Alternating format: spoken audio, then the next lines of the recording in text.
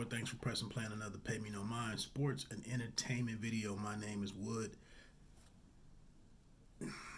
Couple of quick thoughts, just some NFL thoughts. First, starting with offensive coordinator Eric Bieniemy down there in Kansas City. I really hadn't heard him speak, and I got a chance. He gave an update on Patrick Mahomes' progress today, and I got a decent feel for how he comes across his communication and how he might be perceived. But I wonder, he hasn't been selected. He's been passed over the past 2 seasons, I believe, and what's going on right now with some teams picking up their or naming their new head coaches.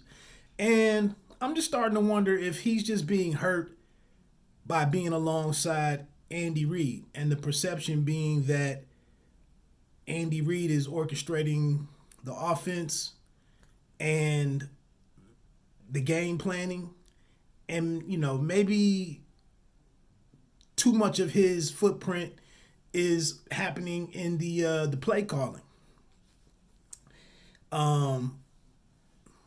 That's and let's the obvious thing. Wherever you go, you're not going to be starting with a Patrick Mahomes. So I just wonder if the combination of all of that type of stuff is working against Eric Bieniemy.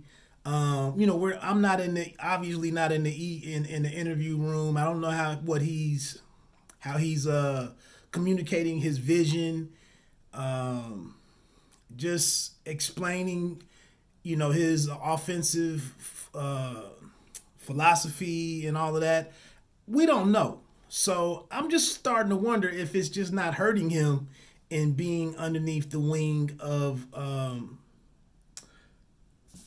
Andy Reid, who's proven, and Andy Reid is he gets production out of every quarterback.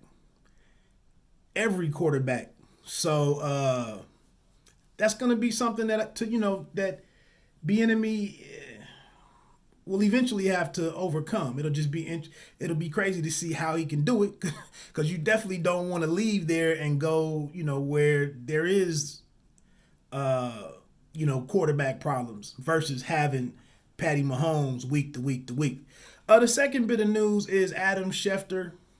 I was just watching him, and he's reported that Dwayne Haskins has been picked up by the Pittsburgh Steelers, and will be a project or a problem for Mike Tomlin. I thought this is ideally, I thought that was the ideal landing spot for him anyway. They said Schefter reported that he went and visited the Carolina Panthers, and I believe it was today was when he stopped at Pittsburgh, and they didn't let him get out of there. They signed him.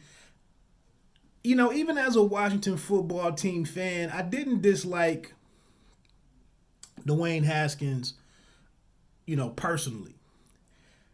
For whatever reason or another, he just did not respond well to the new regime that came in, and head coach Ron Rivera, the offensive coordinator, and probably the QB coach.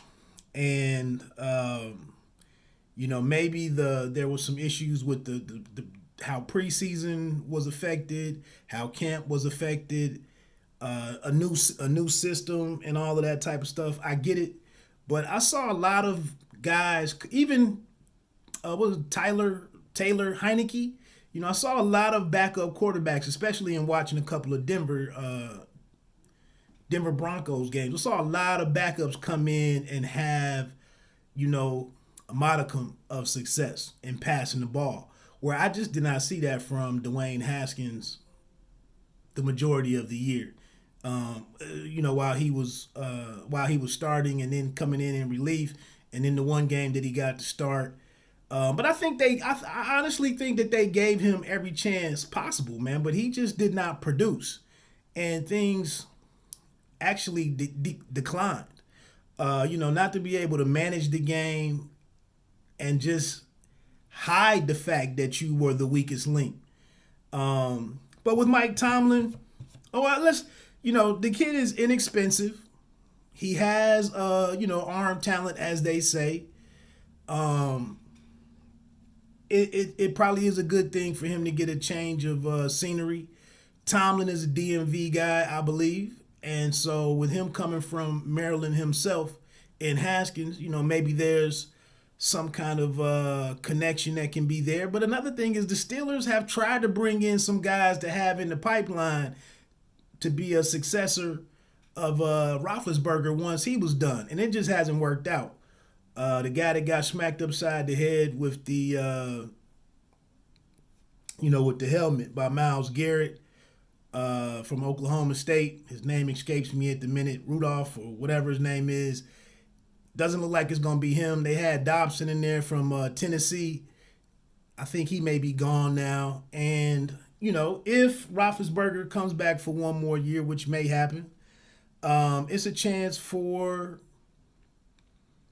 Haskins to spend some time on the bench, being one of the top three, easily a top 5 ran organization in the league or franchise in the league. And get a chance to have a career and possibly be successful. But just in Washington, him being from nearby and maybe not separating from some old people, some old relationships and acquaintances and whatnot, just was a disaster for the kid. But another thing, I was looking at. I heard this. I argued with a bunch of football team fans online, before I left Facebook and even while I was on Reddit briefly. And it was that the word was, he threw 50 touchdowns while he was in Columbus, but he was only throwing 3-yard passes. And I'm like, you don't throw 50 touchdowns and everybody is running, wide receiver screens or whatever, throwing it to the flat, dumping and they're running it into the end zone. You don't get the 50 touchdowns with that. And I'm here in Ohio. I remember the ball traveling down the field and thinking that the kid has an arm. So just quickly, he threw for his 2018, he had a completion percentage of 70%. Yards per attempt was at 9.1. 50 touchdowns, 8 interceptions, and his rate was 174.1. This is way better than everything that Trevor Lawrence has done in his career down at Clemson. Even this year, this was Trevor Lawrence's highest percentage year in 69.2. He was at 65.8 last year. Threw for 3,153 yards. Haskins threw for over 4,800 yards. Trevor Lawrence's yards per attempt was 9.4. That's where they are very comparable. Like I said, he was 9.1 in 2017 in 8 games. Haskins was 9.9 in yards per attempt. But 24 touchdowns, 5 interceptions. This was in 10 games this year. His QB rate was 169.2, which was also his highest while at Clemson. It was 157 and then 166 in 2019, and this year it was 169. Haskins, again, was 173 in 2017, and then 2018 was 174. And then just also I went back and checked on the pro level just for yards attempt, because I couldn't drill down to find. I don't have a stats department. I couldn't find yards that the ball travels per throw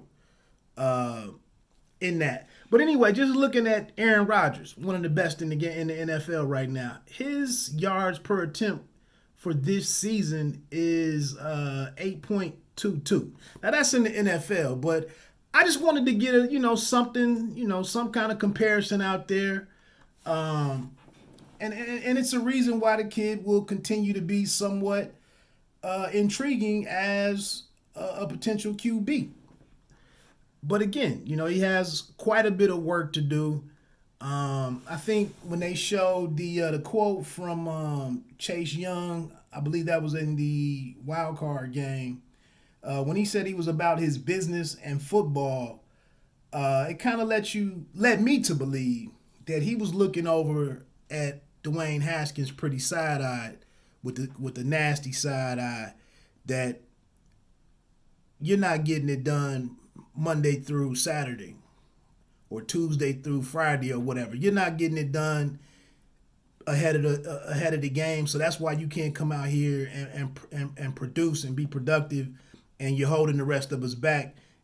And those guys, McLaurin, some of the other guys seem to really turn their backs on the kid after, the poor decisions off the field and away from the game in the latter part of the season. So, again, but I didn't wish the kid any ill will. I'm always fighter first and player first, athlete first. So I'm hoping he can get it together and be a success story at some point in time. It's just he didn't want to be a Washington football team player from the beginning anyway. He wanted to go to the Giants, from what I understand. And, Dan Snyder kind of forced his hand on some things and he ended up there. But we'll see. That was just a couple of things that I noticed and my thoughts on it. Feel free to pay me no mind. It costs you nothing. Remember, you don't have to be great to start, but you have to start to be great.